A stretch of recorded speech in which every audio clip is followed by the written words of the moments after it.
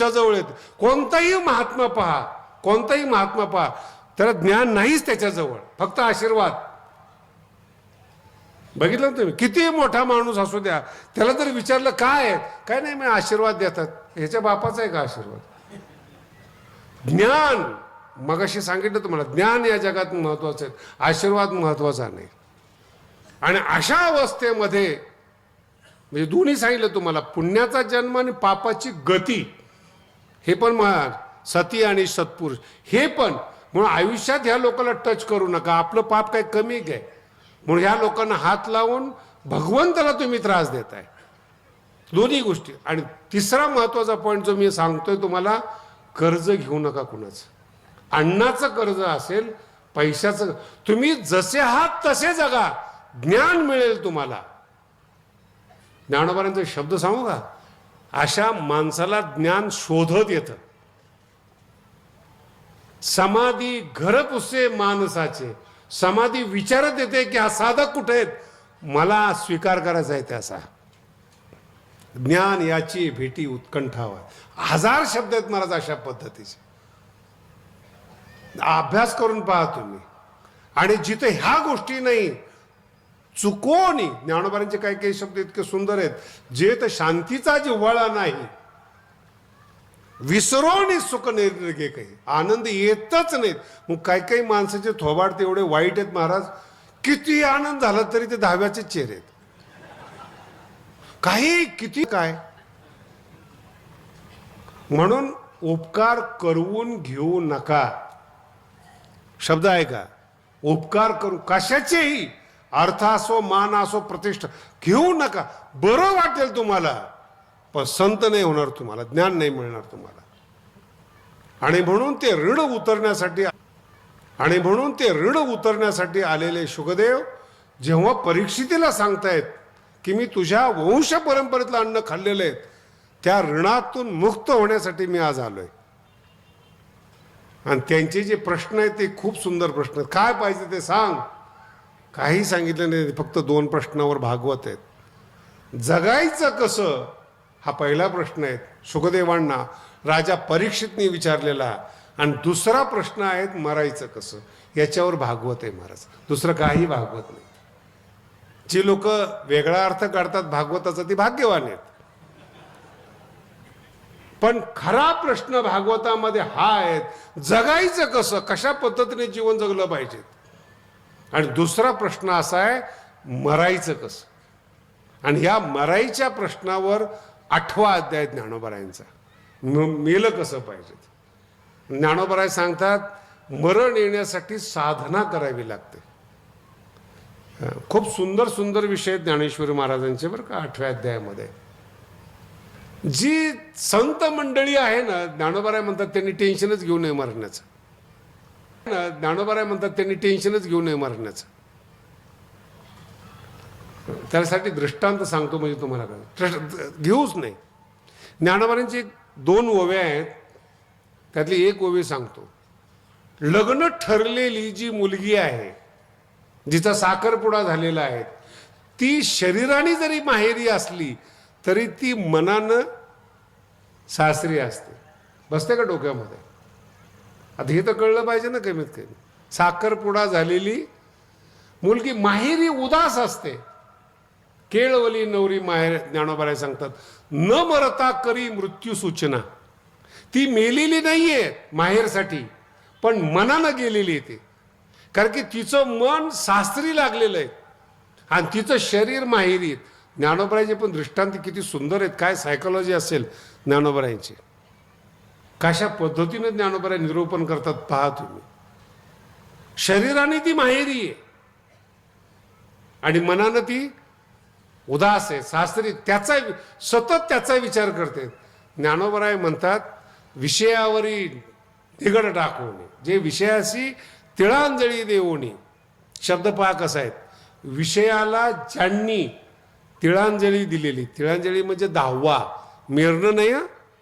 ज्ञानोबारांचे एक एक शब्द एवढे विचित्र आहेत. तिळांजळी शब्दाचा, जे मरून ज्याला 10 दिवस झालेले त्याला तिळांजळी देतात.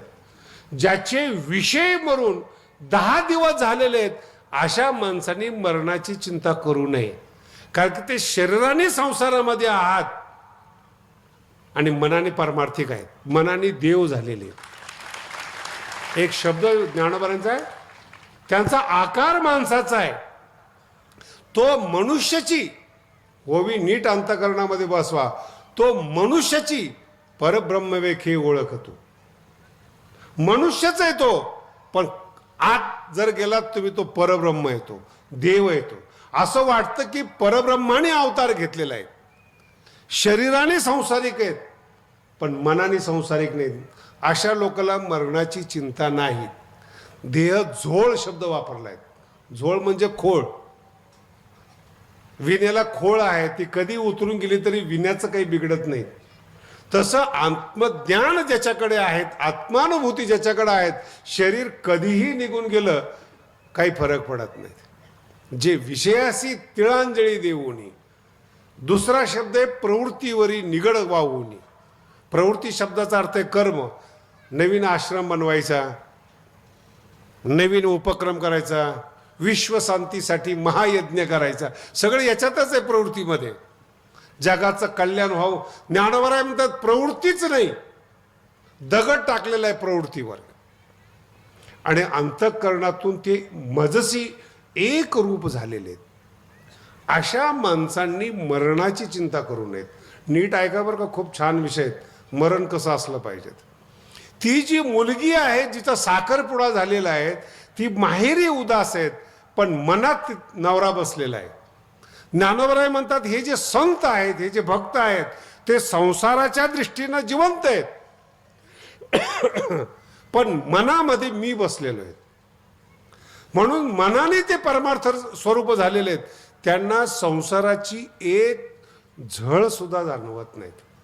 ते फक्त जिवंत आहेत, श्वास घेत आहेत, पण त्यांना मृत्यूचं दुःख होत नाही. काय ज्ञानोबांचे एक एक शब्द आहेत महाराज. अहो दुःख तर सोडा, विकनेस आला ना, विकनेस शरीराला, ज्ञानोबा म्हणतात तो सुद्धा संताला जाणवत नाही. देह वैकल्याचा वारा, देहामध्ये कमजोरी आली, काहीतरी विकनेस आला, देह वैकल्याचा वारा झणे लागेल या सकुमारा. माझ्या भक्ताला, देव म्हणतोय, माझ्या भक्ताला विकनेस येईल, कमजोरी येईल, आत्मबोधाचा वावर असू येत आहे. काय एक एक शब्द आहेत महाराज. देह विकलतेचा वारा, विकल शब्द आहेत. झणे लागेल शब्द काय माहिती भक्तासाठी, सकुमारा. भगवंताने आपल्याला सकुमार म्हणा. मला कधी कधी भक्तांच्या बाबतीमध्ये खूप कठीण आहे बरं का. ही लोक एवढी अंतःकरणातले राजे असतात. ज्ञानोबरायांनी ना एक असं, हे जे भक्त आहेत यांच्यासाठी सांगतोय तुम्हाला, आत्मबोधाचा पांजिरा सोये तयाते, हे सांगत असतानाच सांगतो आत्मबोधाचा पिंजऱ्यात मी त्याला ठेवतो. तिथं काय असतं त्या पिंजऱ्यामध्ये?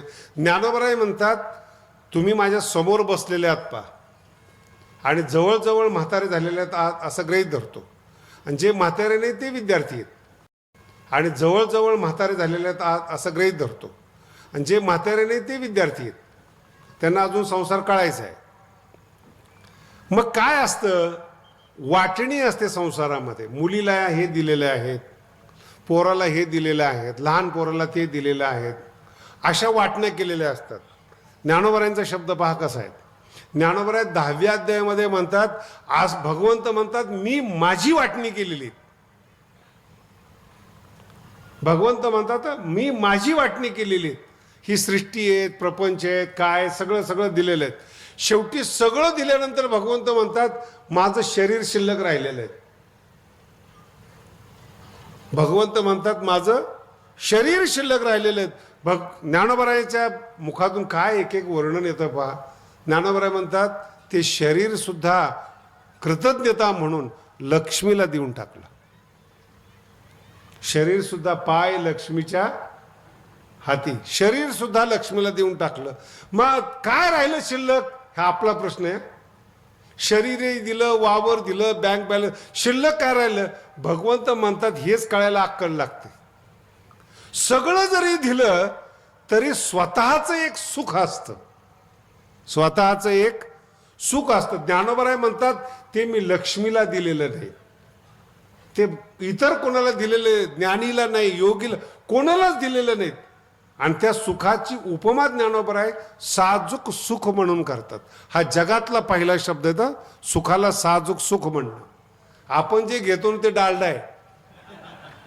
आपल्या सुखाला 2 मिनिटात आनंद झाला आणि ते सुखच कधी कधी बाधक ठरतं. जे विषयाचं सुख आहे ना हेच नंतर गळफास होतो. आणि जेव्हा गळफास होतो ते भगवान गडावर येतात. महाराज काहीतरी सांगा समजून. म्हणलं आता समजून सांगण्याच्या पलीकडे, तुलाही समजून सांगत नाही, ज्यांनी गळफास दिला त्यालाही नाही.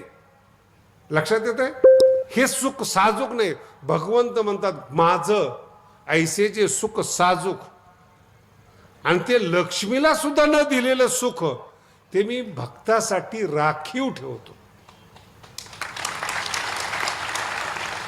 हे तुम्हाला हे शब्द समजले, मी तुम्हाला खरंच भाग्यवान समजतो बरं का. हे खूप अवघड शब्द आहेत. राखीव शब्द कळणं याच्यापेक्षा अवघड आहे. ते तैसेचे सुख साजूक भक्ता लागी देख, भक्तासाठी राखून ठेवलेले आहेत. आणि ते साजूक सुख फक्त भक्ताला देतो. जे बाकीचे लोक आहेत ना त्यांनी जरा सावध व्हावं बरं का. ते ज्ञानी असतील, योगी असतील, त्यांच्या नशिबात हे सुख. म्हणून विश्वरूप योग्याला दाखवलं नाही, ज्ञानाला दाखवलं नाही, तपस्याला दाखवलं नाही, भक्ताला दाखवलं. कारण की साजूक सुख भक्तासाठी आहे. जो पिंजरा आहे अंतःकरणामध्ये भगवंताच्या सुरक्षतेचा, त्या पिंजऱ्यामध्ये भक्ताला भगवंताचं साजूक प्रेम सुख मिळतं. एवढा आमचा भक्त भाग्यवान आहे. आणि त्या सुखाची एकदा का नशा चढली ना महाराज, कोणी निंदा कोणी वंदा आम्हा स्वहिताचा. अनेक प्रमाणे तुका म्हणे खातो आनंदाचे लाडू, नका चर पडू घ्या रे तुम्ही. अभंग म्हणजे प्रसाद आहेत. नका चर पडू, संताच्या सुखावर जळू नका. नाही कळलं अजून? मराठी कळते. कोणी सुटलेलं नाही. मीराबाईवर लोक जळाले, ज्ञानोबरायावर जळाले, तुकोबरायावर, भगवान बाबावर जळाले. भगवान बाबाचं तर स्वरूप लोकांना कळलं का नाही काही मला माहीत नाही. त्यांचं देखणेपणच सहन झालं नाही. सुख तर लांब राहिलं, सुख लांब राहिलं. त्यांचं सुख, त्यांच्या जवळचं ज्ञान, त्यांच्या जवळचं प्रेम ज्यांना मिळालं त्यांनी सप्ताह करतात महाराज. हा जो नारळी सप्ताह आहे त्यांच्या सुखाचा वाटा आहे. तो अजून अजरामर आहे. तो 90 वर्ष झाले तरी. पण ते जे आत्मसुख आहे, संतांचं चाखण्याचं सुख आहे, ते नाही मिळत लोकांना. त्याला प्रेम सुख असं म्हणतात. आणि ते प्रेम सुख भगवंत म्हणतात मी देतो. आणि त्या सुखाची एकदा चटक लागली महाराज, संसारिक दुःखाची विषाद काय जो भक्ताला त्रास देईल. दुःखाची हिंमत नाही. दुःख जवळ येतील, नमस्कार करून लांब जातील, पण भक्ताला त्रास देऊ शकत नाही. ही ताकद जर पाहिली तर ती भगवंताची ताकद आहे. हे सुख, हे सुख मिळवण्यासाठी ज्ञानोबरायांच्या ज्ञानेश्वरीचं अध्ययन आहे. ज्ञानेश्वरी म्हणजे ज्ञानोबरायांच्या अंतःकरणातलं साजूक सुख आहे. ओवी वाचताना माऊलीच्या अंतःकरणातलं साजूक सुख चाखायला मिळावं म्हणून ज्ञानेश्वरीचा अभ्यास करायचा आहे. लोकांना दाखवण्यासाठी नाही, प्रचार आणि प्रसारासाठी नाही. आणि ज्ञानेश्वरीचं सुख पुढचं आहे बरं का. देवाचं साजूक सुख भक्ताला मिळतं आणि भक्ताचं साजूक सुख ज्ञानेश्वरीत आहे. आणि हे सुख नाजूक साजूक सुख कोणाला मिळतं? म्हणे काय वाचा जो सेवक होईल, स्वानंद साम्राज्याचा चक्रवर्ती करेल. एक एक शब्द अनुभवा. ज्ञानोबरायांच्या म्हणे काय वाचा, पैसा नाही. ज्ञानेश्वरीचा गीतेचा तुम्ही सेवक व्हा, मनाने व्हा, शरीराने व्हा. म्हणे काय वाचा जो सेवक होईल येचा. शब्द पहा, स्वानंद साम्राज्याचा. चक्रवर्ती म्हणजे सम्राट, आनंद राज्याचा सम्राट होतो. मला हा माणूस स्वानंद सम्राट रडेल का हो कधी, हे दुःख झालं ते दुःख झालं, यांनी डिवचलं, यांनी मान दिला नाही, यांनी अपमान केला नाही, करेल? स्वानंद साम्राज्याचा चक्रवर्ती झालेला ज्ञानेश्वरीचा चिरंजीव कधी कोणापुढे भीक मागेल असं वाटते तुम्हाला?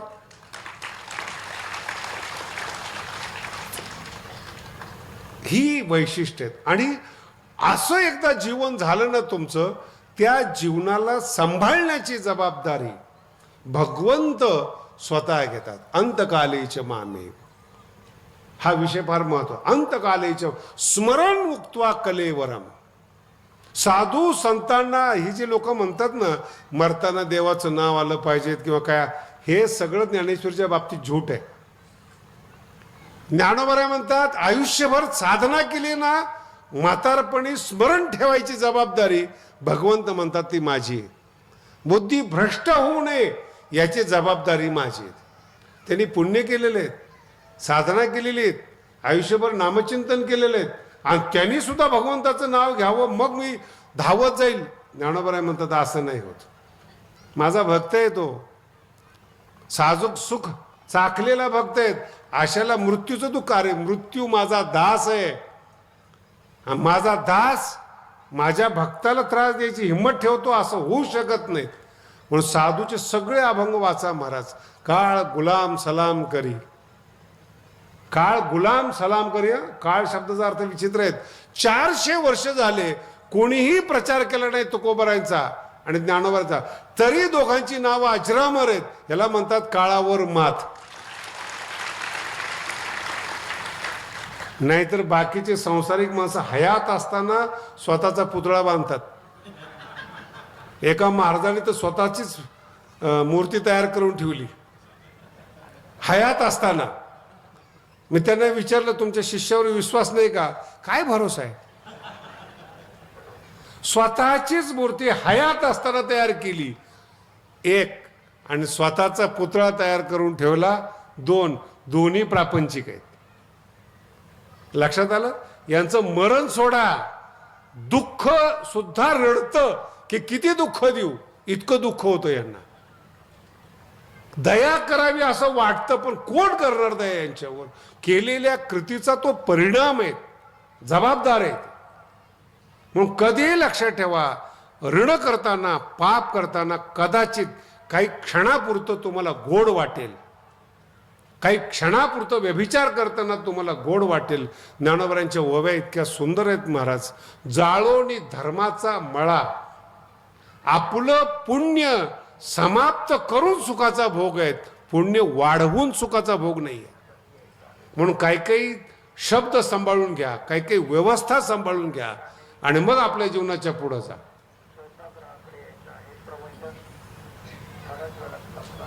कोण आहे तिकडे बघा बरं. ते आपलं समाप्त होतच आलेलं आहे. ठीक आहे, काय हरकत नाही. अरे त्याला सांगितलं होतं